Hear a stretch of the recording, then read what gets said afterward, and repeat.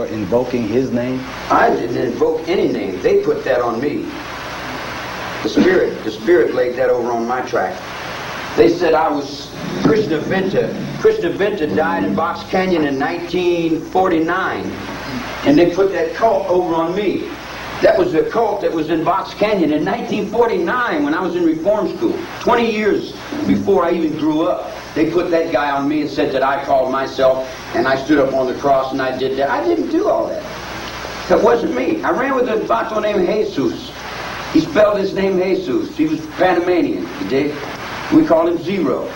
And they said that was me because they hooked it on me and said, we're looking for Jesus. The cops made a joke about it. We're looking for Jesus. And they said, are you Jesus? I said, no, my name is Manson. They said, oh, that's what we thought. Manson, son of man, you're him. I said, him. And then they made a joke out of it, you know. Then when they put me in for arson, for burning up them tractors out there and trying to put the water back on the ground,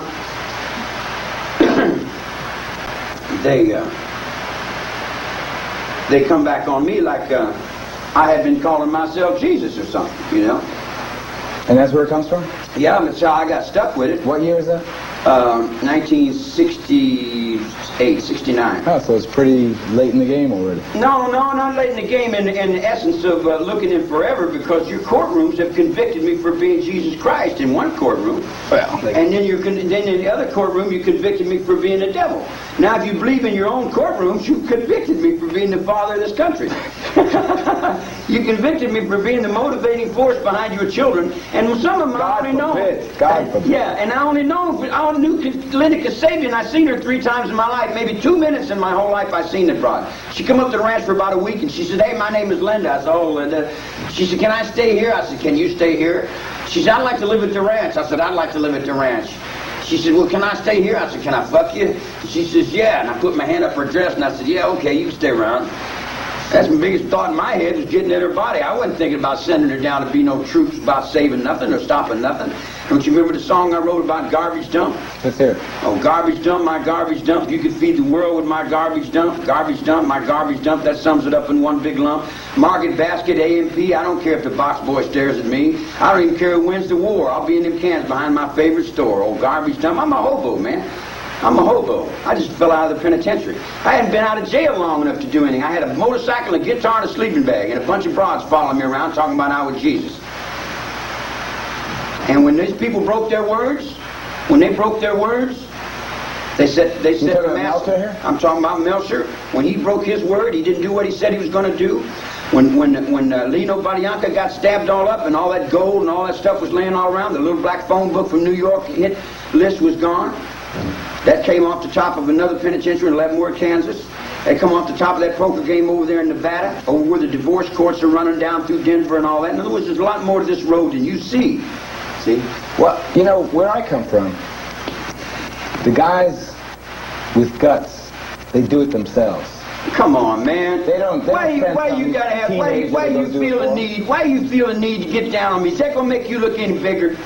What if I just jumped on you and beat that dog shit out of you? Would that make you feel any bigger? You would have to have 3 friends your size to jump on me.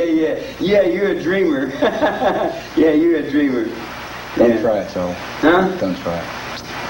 But that doesn't prove anything, does it? Well, I don't know. Does it? I don't know. It proves you know. Not much. Yeah. Not much, I guess. Well, neither did you prove the Second World War. I mean, you may have won the war, but you didn't prove that it was right or wrong. See? Right or wrong, history turns it. History wheels it. I agree. Now, if I was guilty of something, and after all the pressure they put on me, and they put the medication on me, and all the doctors, and drug me up and down the hallways, and done everything they could do to kill me, I've had this whole country down on me trying to murder me for all kinds of different, everything they don't understand, what they don't know, what they can't realize, every little insecurity they got, here they come, bringing it to me. Dig, and I got to carry it on my back. Do you think I would still be here if I was guilty of anything? And look me in the eye. Look me straight away in the eye. Do I look like I'm guilty about anything? You look more guilty than anyone I ever looked at really? in my life. Really? Yeah. Oh, boy, that mirror's going to be heavy for you to carry in it. Charlie, one of the things you should never do, let me give you a little media advice to say, look at me and ask if you're guilty. See, we're talking personalities here. But you are the guiltiest. Yeah, we're talking personality. Yeah. You're going to say I'm guilty. You don't even know me. Well, you're a convict. You never even walked. You're a convict. You're a lifer. You should have been dead. dead. I should have Most been dead. people say it's unfortunate I'm that you're not. convict, and I should have been dead. Yeah. Hmm. There's 9 dead people out there. There's a lot more than 9, son. A whole lot, and there's going to be a lot You more. want to make your confession now? Confession for what? What do you want me to confess The to? others. A lot more what? than 9. How many more than 9 are there? Well, I think Tank got his brains blown out for lying, didn't he? A couple snitches, they got found burnt to death over there in Sacramento in the trunk of that car. I think there's a whole row of people that's dead out there because they're out of balance. They're not in line. Because they crossed Charlie Manson? No. I don't pass out rules. I don't dispensate life and death. That's God's job. You suggest it. No, I don't suggest anything. You say take care of business. No, I live in the truth with mine. If somebody else comes up and lies on theirs and they're snitching to that cop and they're writing notes and they get busted and they get their throats cut, hey, what can I say? They say, you made it happen. I didn't make nothing happen, man. I can only be responsible for one human being. My own self. I'm responsible for this guy. And everybody in the so-called Manson family that you guys gave me after I got busted, which there was no such thing as a Manson family. It was a musical group called Family Jam. Oh, gosh. Yeah, I'm sorry. You know? Yeah. I mean, you have the right. So everybody else in the if you Manson want to family believe if you want to believe what Ed Saunders said in New York and wrote, never even met anybody, and he wrote on the note calling the lawyer down there. The lawyer was feeding him information out the underneath and breaking all the laws and sending him the transcript so he could write a book like he knew everything and everybody. You know, What do he you didn't think know of Vincent nothing. Bugliosi? Huh? What do you think of Vincent Bugliosi? Bugliosi's a machine. He's a well-programmed machine, and he made himself a big lot of money. You don't realize how much money he made. You'd be very jealous if you knew how rich that guy What do was. you think of him in substance, though? In substance, he's mother's perfect child. What do you mean by that? Well, he's done his lessons real good. He knows all the books real good. He's right down to the last little decimal. In order to talk to him, you would have to make it so. I couldn't talk to that dude because I'd have to make it so complicated.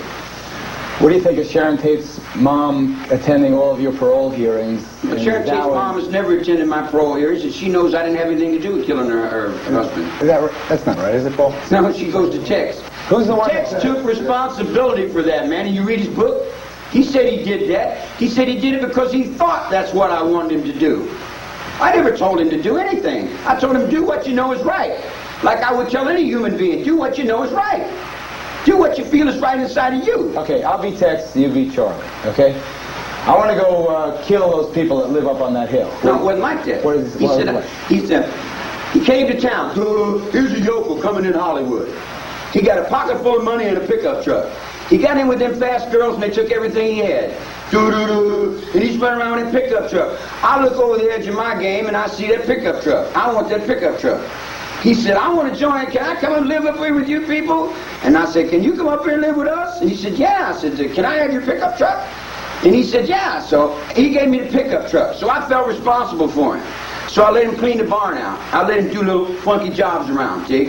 He's in a matriarch. I'm in a patriarch. There's a difference. I'm walking on one road, he's walking on another, and he's looking, and he's seeing what I'm doing, and he's gaining strength inside of himself. He's resurrecting his own thoughts in his mind to be into a patriarch. Mm-hmm. So he comes up to me and says, well, this guy beat me for my money, what should I do? I said, whatever you feel is right. Should I go get it back? I said, if you're big enough, go get it back. If not, sit down and forget it. He said, what would you do? I said, what is it? He said, $5,000. I said, well, it might be big enough to go get it. If you're big enough, go get it. So he went down and beat some broad for the money. The broad had beat him for his money. He just got his faith back, went back and beat the broad for her money. Then he comes to me, he runs and hides. They call me and say, where's my money, son of a bitch? Woo-woo. I said, man, I got that. I go check that to my door, man. Go down there and face it. Oh, they'll kill me. And he ran. Left me to face his responsibilities. You dig? So I take a gun, I have to go down there and I have to get nasty with people, dig? I have to put it in line. I have to say, look, man, I don't know nothing about no money. We'll burn that ranch down and kill everybody else. No, not my friends, you won't. You dig? I said, we went through a lot of changes, so I ended up shooting that dude, you dig? You kill him? No. I don't know much about guns. I'm serious. I'm not, I don't know anything about, I've been in jail all my life. I don't have guns. I fight with knives if I'm going to fight. Okay. Then when come back around, he owed me